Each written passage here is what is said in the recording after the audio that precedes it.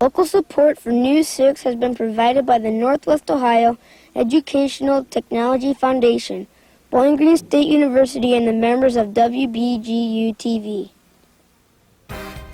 Hi, we're the 6th grade class of Immaculate Conception School. Welcome to News 6.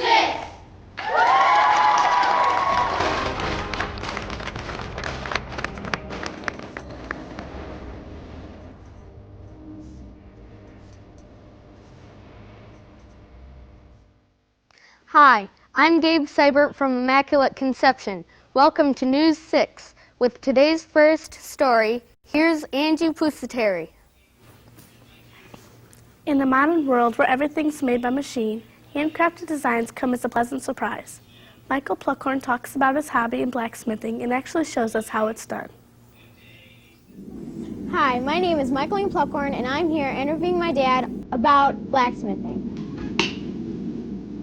How did you get started in the craft of blacksmithing? Well, I needed to make a fireplace poker one day, and I thought if I got a piece of iron hot enough, I'd be able to bend it and put a handle on it, and that pretty much created the start of what I do as a hobby. Could you tell us the unique history behind this craft? Well, blacksmithing is as old as time, just about, when they were able to extract ore from the ground and fashion tools and, unfortunately, weapons. In the medieval times, a lot of the townspeople thought that the blacksmith crafters had an evil intent because they worked in very dim light. And the reason for that was that so they could see the temperature of the steel and when to forge it. What type of designs do you make? Michaeline, I make all different kinds of designs. One of the reasons I do this is my wife really likes this particular wrought iron. Candlestick holders, lamps, a lot of outdoor type stuff, plant hangers, hooks. What makes this craft so special? Never two designs come out the same. That's what's so unique in my eyes about blacksmithing. With the world that is today where everything comes out exactly the same, I think it's a breath of fresh air.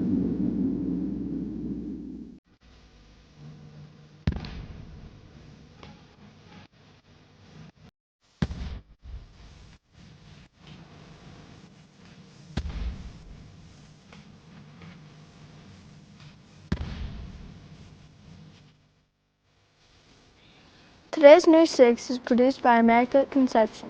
Our school is in Port Clinton, which is 35 miles northeast of Bowling Green. Port Clinton was founded in 1828 and has a population of 7,106. Have you ever wondered what happens if you dial 911? In our next story, we look at the important role that this number plays in various emergencies. Hi, my name's Kathy Gagnon, and have you ever had to call 911 in case of an emergency? Well, we're here at the Ottawa County 911 Center to find out what it's all about. What is 911, and how did they get started? 911 is a national emergency number that is used in a lot of different areas. It makes it easier access to get an emergency call through to the proper people. When a 911 operator receives a call, what do they do? We receive the call and we determine whether it's a police, fire, or ambulance emergency.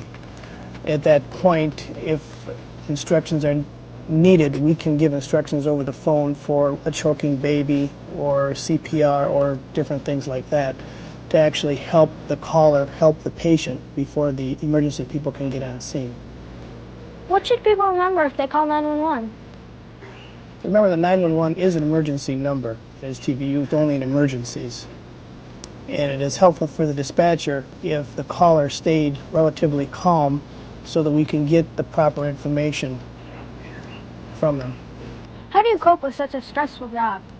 Well, I enjoy what I do, and it's all about helping people, so that helps me cope with what we have to do here.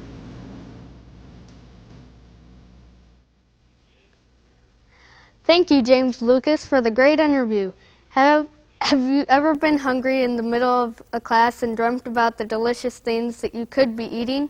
Well, this week's Kids View question asks the 6th graders, what is your favorite food and why?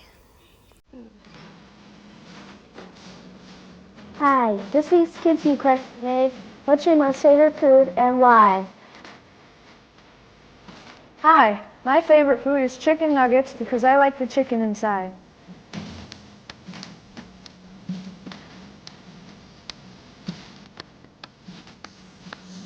Hi, my most favorite food is tacos because I like the taste. Hi, my most favorite food is macaroni and cheese because I like cheese. Do you know a place where soldiers and civilians match their skills? Camp Perry is such a place where military shooting teams compete with people from all over the world in the national matches. Hi, I'm Shannon McDonough, and I'm here at Camp Perry Training Site interviewing Major Dean Brown. What's the primary function of Camp Perry? Provide small arms training and other type of training facilities for Army National Guard soldiers, like nuclear, biological, and chemical training, driver's training, and other classroom type training activities. Which armed services use Camp Perry? Our biggest user is the Army National Guard, but we're also a large provider of services to the United States Coast Guard because of our 53 square miles of impact area in the Great Lakes. We also provide services to the United States Navy, the United States Naval Reserve, Marine Corps Reserve, and also a big user of the Department of Army, which sponsors the national matches. What services does Camp Perry provide here in the area? Well, we provide a lot of services. We have facilities on post for civilian use, cottages and cabins, white sandy beaches. We have recreational areas that is used by the community. And also we provide a lot of support to local shooting clubs to support the national matches in the summertime. I heard that Camp Perry has a special relationship with young people. Well, we're really large in the Boy Scout and Girl Scout program, hosting hundreds of Boy Scouts and Girl Scouts each year. We also sponsor on a daily basis a youth offenders program where troubled youth out of Maumee Correctional Institute has a chance to come to Camp Perry and are given mentorship by our craftsmen on post and learn skills that they can take back into their community after their time is done at Maumee. Thank you, Major Dean Brown, for telling us about the different activities in Camp Perry. This week in Critics Corner, 6th graders from Immaculate Conception selected Nowhere and Back by Margaret J. Anderson. This book is about a girl named Elizabeth who moves into a new home where she meets a girl named Anne. Anne belongs to the past, and Elizabeth can live Anne's life without the passing of time. This is the greatest book, and you should read it. That's all for this week's show. Thanks for watching. Be sure to tune in next week when the 6th grade class of Salina East Elementary visits News 6.